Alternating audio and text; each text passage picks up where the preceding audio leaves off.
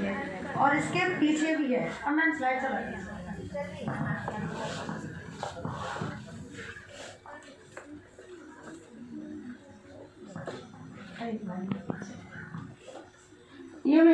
ये देखिए, ये मेरा संज्ञा घर है। इसमें अलग अलग रंग के मैंने 5 घर बनाए हुए हैं जो संज्ञा के भेदों को दर्शा रहे हैं।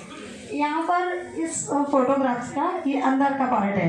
इसमें ये पिक्चर्स रखे हुए हैं जो मैंने बहुत सारे फोटोग्राफ्स बनाए हैं पुरानी तस्वीरों से काट के, और इनका नाम भी एक तरफ लिखा हुआ है।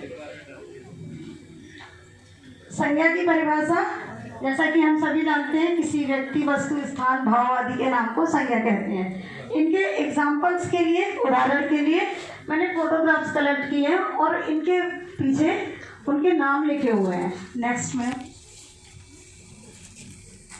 ये वही फोटोग्राफ्स हैं ढेर सारे, आप लोग देखिए, रामायण, मीराबाई, इनके नाम भी लिखे हैं।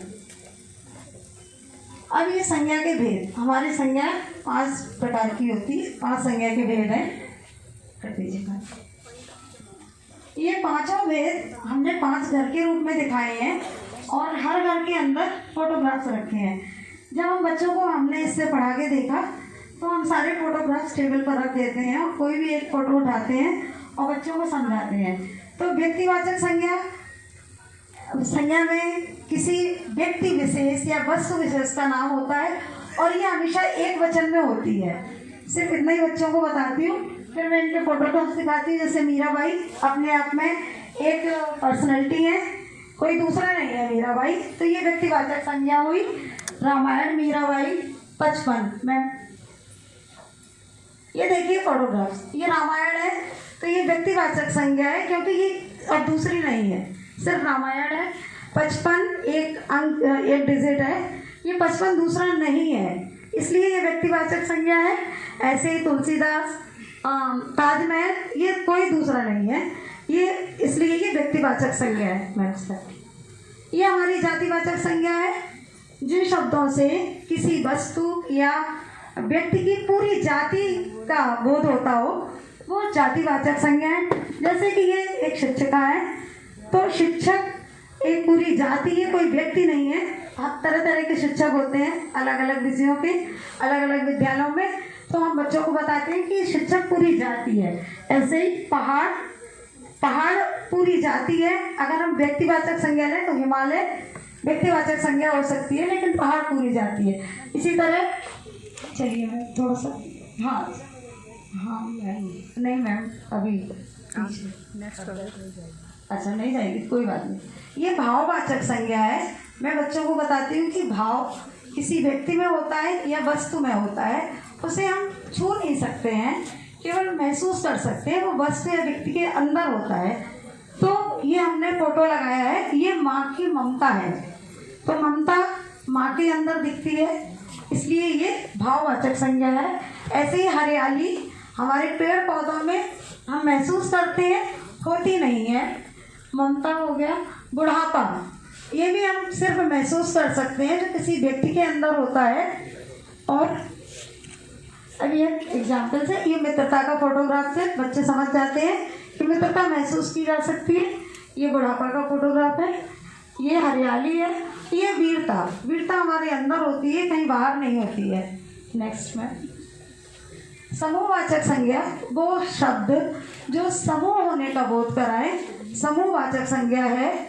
जैसे कि ये विद्यालय का फोटोग्राफ है, यहाँ एक उत्सव हो रहा है, तो उत्सव समूहवाचक संज्ञा है क्योंकि उत्सव किसी इमारत में नहीं होता है, वहाँ पर बच्चों के ग्रुप्स होते हैं, टीचर्स होते हैं, पूरा स्टाफ होता है। तो जब हम उत्सव की कल्पना करते हैं तो ये हमारा समूहवाचक संज्ञा है। इसके अलावा कक्षा में भी बहुत सारे बच्चे होते हैं, तो ये समूह है, तो समूहवाचक संज्ञा। सेना में भी, सेना के बारे में जब हम सोचते हैं तो एकदम हमारे सामने बहुत सारे फौजी नजर आते हैं। पर्व उत्सव हो गया। ये फोटोग्राफ्स, ये सेना की है, ये फैमिली का फोटोग्राफ है, ये मीटिंग हो रही है, मीटिंग हमारी समूहवाचक संज्ञा। इसी तरह ये हमारी गाइड है, तो ये ग्रुप्स में है, तो ये समूहवाचक संज्ञा है। नेक्स्ट द्रव्यवाचक संज्ञा। द्रव्यवाचक संज्ञा हमेशा किसी पदार्थ में ही होती है। पदार्थ, द्रव्य या पदार्थ उनको बोध कराने वाले शब्द द्रव्यवाचक संज्ञा कहलाते हैं।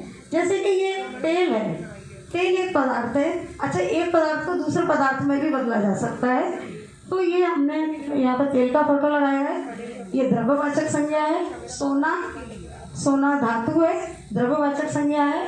इनके ये देखिए, ये दूध है, दूध, यहाँ पर तेल है, सोना है, ये पानी है, ये सभी द्रव्यवाचक संज्ञा हैं। ये एग्जाम्पल्स दिखा दी, आइसक्रीम है, ये भी द्रव्यवाचक संज्ञा। ये बचपन है बच्चे का, बच्चे के अंदर बचपन है, तो ये भाववाचक संज्ञा है। ये लड़कियां हैं, लड़की होती तो जातिवाचक संज्ञा होती, ये लड़कियां हैं तो ये समूहवाचक संज्ञा है। ये डॉक्टर हैं तो ये हमारी जातिवाचक संज्ञा है, क्योंकि बहुत सारे डॉक्टर्स हैं। ओवर हो गया है आपका, आप स्पीड बढ़ा के हो गया, मैं खत्म हो गया। बस लर्निंग आउटकम यही है कि बच्चे सीख जाते हैं। Thank you. बहुत खूबसूरती से आपने प्रस्तुतिकरण दिया, हर चीज आपकी बहुत अच्छे से क्लियर थी। तो मैं आपके लिए बहुत बहुत धन्यवाद। बहुत अच्छे, बहुत अच्छे, बहुत अच्छे, बहुत अच्छे। प्रतिज्ञा दीपक कुमार कानपुर सर से मिलिए। देखा इससे कहाँ खींची नहीं, खींची नहीं। देखो मोटू बैठी, मोटू होएगा ये फोटो।